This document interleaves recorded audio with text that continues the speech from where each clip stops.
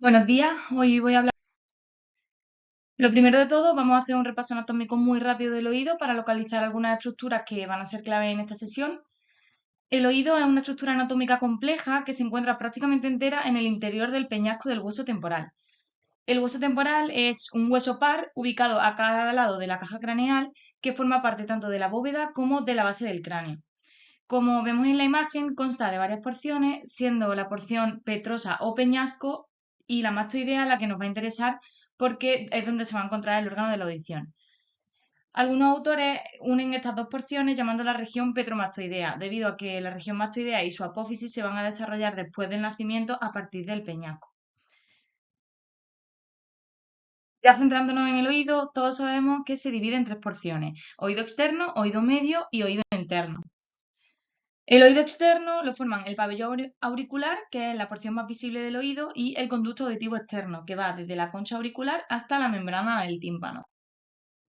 El oído medio es la porción que más nos va a interesar porque es donde se va a desarrollar la patología de esta sesión, que es la otitis media aguda, y lo que tenemos que saber son las tres estructuras clave que se encuentran en él, que van a ser la caja del tímpano o cavidad timpánica, las celdillas mastoideas y la trompa faringotimpánica o trompa de Eustaquio. La caja del tímpano es una cavidad llena de aire cuyo único contenido es la cadena de huesecillos.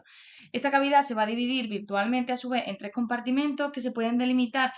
fácilmente si se proyecta, como vemos en la imagen, una línea imaginaria correspondiente al piso y al techo del conducto auditivo externo dentro del oído medio. En el techo del epitímpano, el llamado ático, existe en su vertiente posterior un receso, que es el receso epitimpánico, que constituye la comunicación con las celdillas mastoideas a través de lo que se conoce como antro mastoideo o aditus ad antrum. Este antro, aunque va a estar presente al nacimiento, no se va a neumatizar hasta los 2 o 3 meses de edad, mientras que la neumatización de las celdillas mastoideas va a ocurrir a partir de los 4 o 6 meses de edad, es decir, un poquito más tarde, y va a continuar hasta la pubertad. Y luego ya la trompa de Eustaquio, que también llamada trompa faringotimpánica, que es un conducto que va a comunicar el oído medio con la nasofaringe y que va a ser clave en la fisiopatología de las infecciones del oído medio.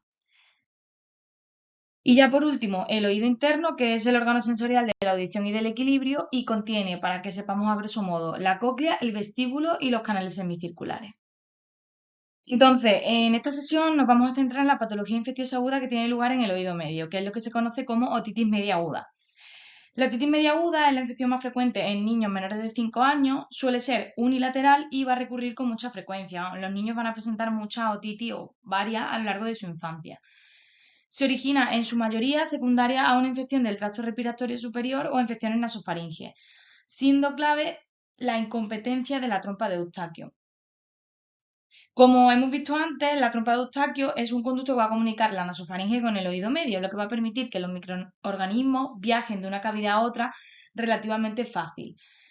Para que esto no ocurra, durante el desarrollo, esta trompa va a ir adquiriendo una inclinación con respecto a la horizontal de hasta unos 45 grados para que así sea más difícil a los microorganismos ascender y dejemos la infección localizada abajo. Pero esto no se va a conseguir hasta la edad adulta. En los niños, como vemos en la imagen, la trompa de Eustaquio va a ser casi recta, lo que va a permitir a las bacterias viajar fácilmente hacia el oído medio desde la faringe y es la razón por la que los niños suelen presentar varias otitis a lo largo de su infancia. Y además, los niños que tienen hipertrofia de adenoides, como también tienen mayor predisposición a infecciones nasofaringeas, pues también lo van a tener a otitis. Los patógenos más frecuentemente implicados en esta infección bacteriana va a ser el Streptococcus pneumoniae y la Haemophilus influenza. La clínica con la que van a venir los niños, pues en su mayoría va a ser otalgia, que puede ser con o sin otorrea, fiebre, malestar general y puede que hipoacusia de transmisión. Hay que tener en cuenta que en los lactantes, no solo porque no se comunican bien, sino porque simplemente puede que no lo tengan, la otalgia y la fiebre no están tan frecuentemente presentes y a veces se presentan con síntomas más generales como irritabilidad, malestar general, diarrea o vómito.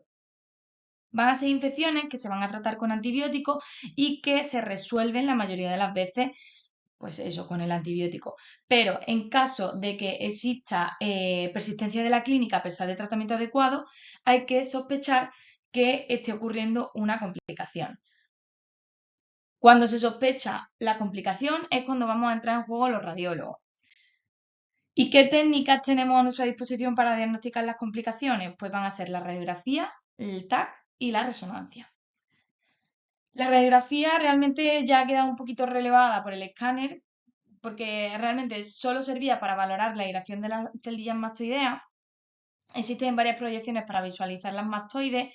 La proyección de Schuller, que es la que he dejado aquí escrita, o parietotimpánica, es una proyección lateral de mastoides con una angulación caudal del radio de 30 grados, que os he dejado una imagen de la bibliografía que es bastante difícil de valorar y para que veáis por qué ella apenas se usa, ¿no? El escáner va a ser la técnica de elección y la primera prueba que debemos realizar cuando nos llamen por un niño con sospecha de otitis complicada. No solo va a ser la técnica que mejor valora las estructuras óseas del hueso temporal, sino que también va a permitirnos descartar colecciones tanto intra como extrasiales, inflamación de partes blandas y alteraciones vasculares. El protocolo que tenemos que seguir, pues vamos a hacer un TAC de peñasco o bien del cráneo entero según lo que sospechen los clínicos, directamente con contraste intravenoso. Y posteriormente vamos a hacer reconstrucciones multiplanares tanto con el algoritmo de partes blandas como con el algoritmo de hueso. Y por último, la resonancia magnética, que también se le va a realizar a muchos de estos niños, sobre todo cuando se sospecha o bien para evaluar si ya están diagnosticadas complicaciones vasculares o intracraneales. Pero bueno, lo que sí va a ser una herramienta complementaria al TAC. La primera que tenemos que saber de las complicaciones, pues la mastoiditis. La mastoiditis se define como infección de las celdillas mastoideas en el contexto de una otitis media aguda prolongada. Va a ser la complicación más frecuente de la otitis media aguda, siendo más prevalente entre los 6 meses y los 3 años de edad. Con el término en sí de mastoiditis es un poco de controversia a la hora de clasificarla como complicación real de una otitis media aguda, porque hay autores que consideran que una mastoiditis, aunque sea leve y asintomática, hay prácticamente en toda la otitis media aguda debido a la comunicación anatómica que hay entre el oído medio y la celdilla a través del antro, lo que va a permitir el paso del líquido supurado sin que se considere una complicación per se. Es por eso que en muchas ocasiones se denomina directamente otomastoiditis y por eso he dado este nombre a la sesión, ya que si le hiciésemos un TAC a toda la otitis media aguda, en la mayoría probablemente lo que veríamos es ocupación por líquido con niveles hidroaéreos tanto del oído medio como de las celdillas mastoideas, siendo la clave para que no se considere complicación que no haya signos de destrucción ósea. Este es un ejemplo del servicio del Niño Jesús, de una niña que vino a urgencias con clínica de otomastoiditis izquierda. Se le hizo el TAC y lo que se observó en el lado patológico, que efectivamente era el izquierdo, pues una ocupación tanto del oído medio como de la celdilla por material líquido con niveles hidroaéreos en su interior,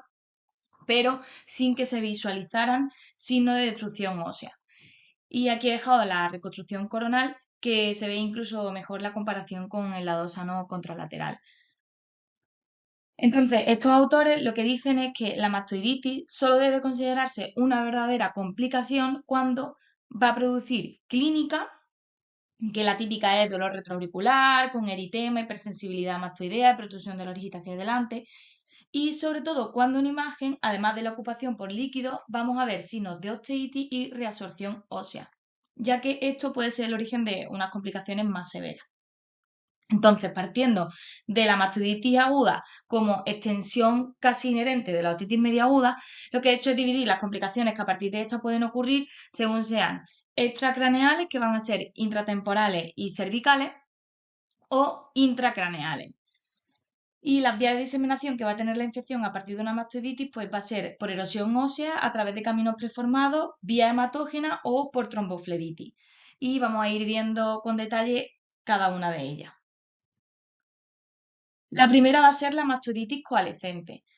Cuando una inflamación mastoidea, como la que hemos visto antes, no se consigue controlar, pues la supuración empieza a destruir la mucosa de la celdilla y a provocar osteolisis. Esto hace que las celdillas se desintegren y se unan unas con otras, es decir, que coalecen, formando cavidades más grandes llenas de pus. En el TAC, como en la imagen en grande, de un caso también del Niño Jesús, lo que vamos a ver es la misma ocupación que antes por material de partes blandas, tanto del oído medio como de las celdillas mastoideas, pero esta vez sí con signos de erosión de los septos y resorción de las trabéculas de las celdillas mastoideas, que lo que vamos a ir es que vamos viendo que van coalesciendo formando cavidades más grandes, o bien también pueden asociar erosión de algunas de las corticales de las mastoides. Y además podrá ir acompañado de edema y de celulitis perimastoidea. Lo que he dejado en pequeño es una imagen de una mastoide ocupada pero sin signos de reabsorción ósea para que veáis bien la diferencia, cómo se ven todas las trabéculas bien, a diferencia del caso de la imagen en grande. Este niño, que es el mismo de la imagen anterior, era un chico de 7 años que lo trajeron a urgencia a los padres por clínica de osteomastoiditis bilateral. Y efectivamente, pues presentaba una mastoiditis coalescente tanto en el lado izquierdo como en el lado derecho, que de hecho en el corte coronal pues se ve hasta mejor la formación de cavidades en la mastoide por destrucción de trabécula. Y finalmente este niño lo que hizo fue una otomastoiditis crónica.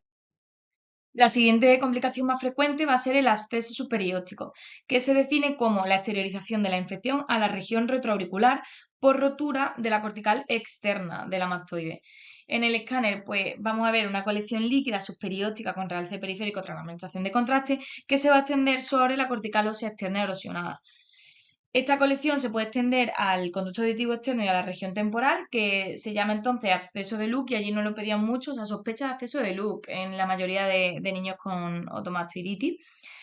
Y también se puede extender hacia el tejido subcutáneo o a través del hueso cigomático. La imagen es de una niña de 2 años que llegó también allí con clínica de otomastoiditis bilateral, pero los clínicos sospechaban que tenía complicación en el lado izquierdo. Le solicitaron el escáner, que es el que vemos en la imagen, donde se confirmó la presencia de una colección especificada que se extendía sobre la cortical ósea externa de la mastoide. Está señalado con la flecha amarilla, compatible con absceso subperióptico, que con el algoritmo de hueso podemos ver cómo presentaba también, pues eso, una mastoiditis coalescente bilateral con erosión de la cortical externa de la mastoides izquierda. Aquí otro TAC de otra niña también de 2 añitos, que la trajeron los padres por otalgia de 2 días de evolución, y por la exploración clínica sospechaban los médicos de puerta un acceso en el lado derecho. Nos solicitaron el TAC y efectivamente, pues con la ventana de hueso se observa una otomastoiditis coalescente bilateral con destrucción de las trabéculas de las mastoides y formación de cavidades más grandes. Y con el algoritmo de partes blandas, pues vemos efectivamente que también presentaba un acceso subperióptico periauricular derecho. El acceso de Berzol se define como la exteriorización de la infección a la región apical externa de la mastoide, es decir, a la punta de la mastoide, que va a ser el lugar donde se insertan el esternocleidomastoideo y el vientre posterior del músculo digástrico. Por lo que la imagen va a ser de inflamación, miositis de todos estos músculos con presencia de una colección abscesificada intramuscular o bien cervical profunda. Y luego, por proximidad, es importante que sepamos que no es raro que se asocie con trombosis de la vena yugular interna, por lo que siempre, siempre, siempre tenemos que estar atentos y mirar bien las venas. Este es un niño de casi 2 años que vino por síndrome febril de origen desconocido, pero tenía eritema retroauricular derecho y también en la zona de la punta de la mastoide aumentada de tamaño y dolorosa la palpación, por lo que se sospechaba que el origen de la fiebre pues, era una otomastoiditis. Solicitaron el escáner que le hicimos y se visualizó una ocupación de ambos oídos y de las mastoides, oídos medios, perdón, y de las mastoides por material de partes blandas, llamando la atención en la ventana de hueso una reabsorción ósea con rotura de la cortical externa y el consiguiente acceso subperióptico retroauricular que está señalado con la flecha amarilla. Pero además, lo que más llamó la atención fueron importantes cambios inflamatorios que se extendían desde la punta de la mastoide derecha caudalmente, afectando a los músculos esternocleidomastoideos, resto de la cabeza y longuísimo de la cabeza, que se ven bien aquí en esta imagen de la derecha, la comparativa con respecto a la contralateral sana. Se ve muy bien el engrosamiento y la heterogeneidad muscular. No se llegó a observar como tal un acceso para poder decir absceso de Bezold, pero sí una importante miositis, por eso la he traído, porque bueno, lo siguiente después de esto obviamente es que haga un acceso intramuscular o cervical profundo. La última de las complicaciones extracraneales que vamos a ver es la petrositis o apicitis petrosa. Esta complicación se va a producir como consecuencia de la extensión de la infección desde el oído medio al ápex del peñasco, que he dejado dos cortes axial el de arriba y coronal oblicuo el de abajo, señalando esta parte del peñasco para que todos la sepamos localizar. Por suerte, desde la introducción de los antibióticos, la incidencia de esta complicación ha disminuido mucho, siendo más frecuente en aquellos individuos que tienen la punta del peñasco neumatizada, que es hasta un 30% de las personas. Y cuando esto ocurre, pues va a producir una neuritis de los pares craneales que pasan justo por ahí, produciendo lo que se conoce como síndrome de Gradenigo, que se caracteriza por cefalea hemicraneal con dolor periauricular y dolor en la región maxilar y estrabismo. En el escáner, pues se va a observar una reabsorción ósea de las trabéculas de la punta del peñasco, que puede ir acompañada de reacción perióstica. Y en la resonancia, pues es característico, como vemos en la imagen que está sacada de la literatura, el realce dural de tipo inflamatorio, difuso y lineal, adyacente a la pez del peñasco.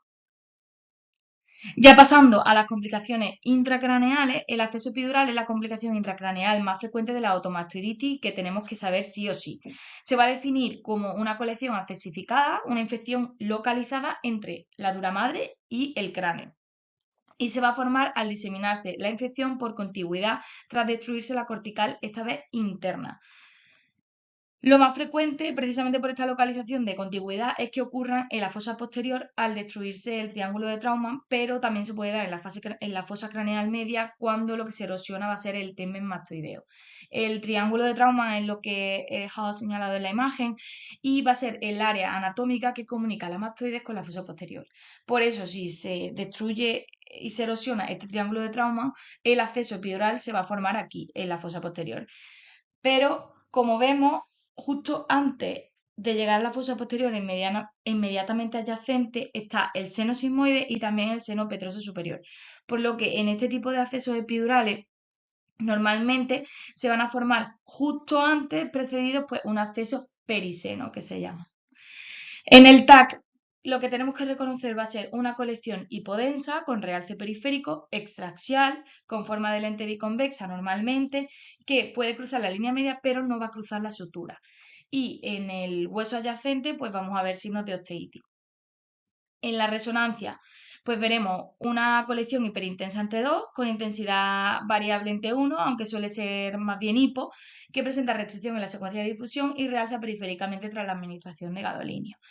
La imagen que vemos es también del niño Jesús. Se ve un corte axial de un escáner de un niño de 5 años que lo trajeron por clínica de otomastoiditis y por el aumento de partes blandas que se ve claramente en la región temporal izquierda sospechaban un acceso subperióstico, que efectivamente lo tenía, que es el que he señalado con la flecha amarilla. De hecho, este es el acceso que he dicho antes que se llama de Luke, porque se extiende al conducto auditivo externo y por debajo del músculo temporal. Pero además se observaba también otra colección extraaxial, intracraneal extraaxial, con realce periférico y con forma biconvexa, que está señalada en azul. Bueno, en esta otra imagen se ve incluso mejor, que fue compatible con absceso epidural en la fosa craneal media. Y luego vuelvo a poneros el caso del chico con la inflamación del esternocleidomastoideo para enseñaros un caso de acceso epidural en fosa posterior, que está señalado con las flechas azules y bueno, pues se trata de una pequeña colección hipodensa que desplaza medialmente al seno sigmoide. Esto es lo que realmente se llama el acceso periseno, que bueno, es como el estadio antes de hacer el acceso epidural. La siguiente complicación, el empiema subdural, se define como una infección en el espacio subdural, que es el espacio entre la dura madre y la aracnoide. Se va a llamar empiema y no absceso porque es una supuración que tiene lugar en un espacio ya preformado, que aunque sea virtual, es un espacio que ya existe en la anatomía humana. Es más frecuente verlo asociado a sinusitis que a otomastoiditis, pero cuando se produce normalmente el mecanismo de progresión de los microorganismos va a ser por tromboflebitis de las venas comunicantes y va a ser más frecuente que se desarrolle en la cisura interhemisférica o sobre el tentorio. En el escáner, pues la imagen va a ser de una colección sutural con forma de semiluna, pero con características de acceso, es decir, va a realzar tras la administración de contraste y también va a asociar con más frecuencia borramientos de surco y de cisternas adyacentes que puede producir edema y efecto masa sobre el parenquima adyacente. En la resonancia, pues vamos a ver una colección de las mismas características que el acceso epidural, pero en el espacio sutural, como en la imagen de resonancia que vemos de un caso de la literatura de dos empiemas suturales que se extienden por la fisura interhemisférica y a ambos lados del tentorio y que se ve muy bien cómo realzan tras la administración de gadolina en la secuencia T1 postcontraste. Este caso es el último que vi antes de volverme a Cádiz, justo de hace 10-15 días, y fue un niño de 4 años que vino por cefalea de 2-3 semanas de evolución con muchos vómitos y decían que tenía un antecedente de otitis en el oído derecho, pero que no sabía muy bien precisar si había sido una otitis o no. Bueno, el caso es que nos solicitaron un escáner por esa cefalea tan intensa con vómitos importantes y lo que se vio fue esa gran colección en fosa posterior, señalada con las flechas azules, que el neurocirujano se metió a evacuarla y nos confirmó que era sutural, pero sobre todo lo que era llamativo era el importante edema y efecto masa que ejercía esa colección sobre el parénquima cerebeloso adyacente, que lo señalaba con la flecha verde, que desplazaba al cuarto ventrículo y ya estaba provocando incluso un poco de hidrocefalia. La cerebritis se define como el edema focal que posteriormente va a dar lugar a un acceso cerebral, es decir, va a ser el estadio previo al acceso y por suerte es una complicación poco frecuente que cuando ocurre secundaria a una automastiditis es más frecuente que la veamos en el lóbulo temporal o en el hemisferio cerebeloso cercano al origen de la infección. En el TAC, la cerebritis se va a ver como una hipodensidad mal definida con efecto masa que tras la administración de contraste, como se ve en las imágenes, puede presentar un realce parcheado. Pero ojo, porque hay que tener cuidado con la cerebritis en estadios precoces porque puedes pasar desapercibida y comérnoslas totalmente en el TAC. Para los estadios iniciales, la resonancia va a ser bastante mejor y pues igual se va a ver como un área de hiperseñal en la secuencia de TR largo con un realce parcheado en las secuencias post-contraste. Cuando la cerebritis ha madurado, por así decirlo, y ha acabado formando el absceso, lo que vamos a ver en el escáner va a ser una colección ya sí bien definida, con centro hipodenso, con realce periférico, que provoca efecto masa importante de edema sobre el parénquima adyacente. En la resonancia pues también veremos una lesión bien definida, con borde hiperintenso en T1, hipointenso en T2, con realce en anillo en las secuencias postcontraste y con restricción en la secuencia de difusión. Y luego también pues edema vasogénico con efecto masa que vamos a ver mejor en la secuencia de TR largo, en el T2 y en el FLAIR. Este ejemplo que he puesto es también del servicio del Niño Jesús, de una niña de 6 meses que vino por decaimiento y malestar general. No se le hizo escáner porque no sospechaban que el origen fuese autógeno, sino que bueno, no sabían de dónde venía esa clínica y entonces pues se solicitó una resonancia preferente que se hizo y lo que se vio fueron múltiples accesos, que he señalado solo tres, pero tenía algunos más, que presentaba también alguna área cercana a los accesos y otras no tan cercanas, hiperintensa ante 2 que vemos aquí también señalados con las flechas azules, en ambos lóbulos temporales y en parietales, que estaban mal definidas y que sugerían focos de cerebritis. Finalmente se confirmó que el origen era autógeno de estos accesos cerebrales. Y luego este otro caso también bastante llamativo de un niño de 4 años con síndrome de Down que lo trajeron los padres también, pues como vemos, por una clínica general, poco específica de automastiditis, de síndrome febril prolongado. Los clínicos nos llaman, nos dicen que tiene una enfermedad de Kawasaki y que está con opistótono, que está muy irritable y que el niño antes se sentaba y que ahora está rechazando la sedestación. Entonces solicitaron un escáner urgente que se le hizo y como veis pues fue horrible, se vio una lesión en el hemisferio cerebeloso izquierdo que se extendía al vermi y al otro hemisferio cerebeloso, de bordes que no se delimitaban bien, densidad heterogénea, con algunas áreas más hipo y otras más hiper, algunas otras áreas que parecen captar linealmente, pero sobre todo que condicionaba un importantísimo efecto masa en la fosa posterior. Se dio como primera posibilidad diagnóstica un astrocitoma pilocítico sin que se pudieran descartar otras posibilidades dado ese antecedente de Kawasaki que nos decían y pues se le recomendó una reso preferente que se le hizo al día siguiente y en lo que se describió pues un área de alteración de la señal que ocupa prácticamente todo el hemisferio cerebeloso izquierdo, heterogénea, con nivel insuinterior, isointenso o hipointenso en T1, de predominio hiperintensa en T2, con realce en anillo tras la administración de contraste y con importante también restricción a la difusión, que no la he puesto aquí, pero que también la presentaba.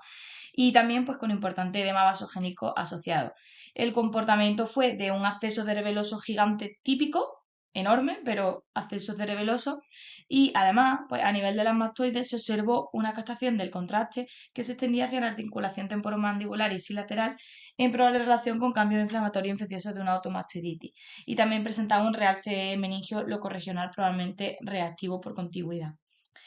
Pues por todos estos hallazgos lo que se dio fue de acceso cerebeloso izquierdo de probable origen otogénico con otomastoiditis asociada. Y con el retroscopio, si volvemos al TAC, que os he puesto antes, con la ventana de hueso, pues sí que se veía la mastoide ocupada con destrucción de la cortical interna, que es de donde había venido el foco probablemente de todo esto. Y por último, y no menos importante, porque se da con mucha frecuencia también esta complicación grave, la trombosis de senos durales. El 50% de esta trombosis va a ocurrir por un absceso epidural, como una especie de mecanismo de protección que va a hacer el organismo en un intento de contener la infección y que no siga avanzando, ¿no? El seno sigmoideo va a ser el más frecuentemente afectado, pudiéndose extender a otros senos, a las venas yugulares internas o al tejido celular subcutáneo a través de las venas emisarias. En el TAC sin contraste, que la mayoría de veces no se va a hacer porque como hemos visto el protocolo cuando se sospecha una automastoiditis complicada es hacerle directamente con contraste, pero bueno, tenemos que saber que los hallazgos de trombosis de seno van a ser más sutiles, siendo lo más destacado una hiperdensidad del seno trombosado, el clásico sino de la cuerda, que puede verse acompañado de edema vasogénico o de una hemorragia venosa cortical o periférica. Y en el TAC con contraste, que sí que lo vamos a hacer, tenemos que ver y buscar, porque es importante que en toda sospecha de automastoiditis complicada busquemos esto, un defecto de repleción del seno venoso trombosado. Y bueno, luego el sino del delta vacío clásico, que es específico de la trombosis del seno sagital superior, que no va a ser el seno más frecuentemente afectado en esta complicación. En la imagen lo que vemos es el escáner de un niño que vino por automastoiditis de repetición y en esta ocasión pues sospechaban complicaciones en el lado derecho. Presentaba tanto un acceso subperióstico retroauricular que he señalado con la flecha amarilla, como un defecto de repleción en el seno sigmoide compatible con trombosis, que es lo que he señalado con la flecha azul. Y en la resonancia lo que tenemos que detectar pues va a ser una ausencia del vacío de señal normal por el flujo en T2, pero sobre todo, igual que en el escáner, un defecto de repleción en la secuencia T1 post contraste. Y si no tenemos contraste, pues la secuencia de venografía, como se ve en la imagen, puede sernos muy útil para ver una ausencia de flujo, que en la imagen lo que se ve es la ausencia de flujo en el seno transverso y en el seno sigmoide derecho por trombosis de los mismos, también secundario a automastoiditis. O bien también en la secuencia de susceptibilidad magnética podemos intentar detectar el coágulo con más facilidad. Este caso ya os lo he puesto antes para mostraros un acceso subperióstico que tenía esta niña con otomastitis derecha, pero también lo he querido traer de nuevo porque señalado en azul, pues también presentaba un defecto de repleción que se ve incluso mejor en el corte coronal, que se extendía por todo el seno sigmoide compatible con trombosis de este seno. Y ya por último, un caso muy ilustrativo, porque esta niña de 7 años no vino por clínica de otomastoiditis, sino pues lo mismo, ¿no? Síntomas más generales de decaimiento, tendencia a la somnolencia y rigidez de nuca de 5 días de evolución. Y luego sí que nos contaban que había tenido los días anteriores fiebre, concefalia y vómito. Hicieron un escáner de urgencia en el que se le dio pues múltiples defectos de repleción que afectaban a ambos senos sigmoides y que se extendían a ambos senos transversos, y en el lado izquierdo llegaba, como vemos en la imagen señalado con la flecha azul, hasta la vena yugular interna que estaba trombosada en todo su recorrido. Y en la ventana de hueso pues sí que se vio una ocupación de ambas mastoides y hizo que se confirmara que el origen de esta trombosis de senos masiva era autógeno.